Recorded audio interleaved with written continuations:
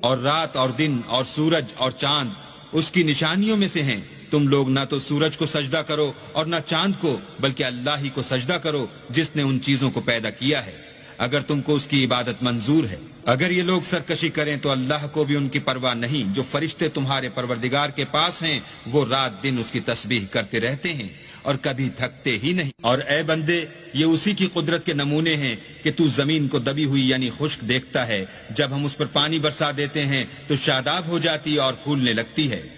تو جس نے زمین کو زندہ کیا وہی مردوں کو زندہ کرنے والا ہے، بے شک وہ ہر چیز پر قادر. جو لوگ ہماری آیتوں میں کجراہی کرتے ہیں وہ ہم سے پوشیدہ نہیں ہیں.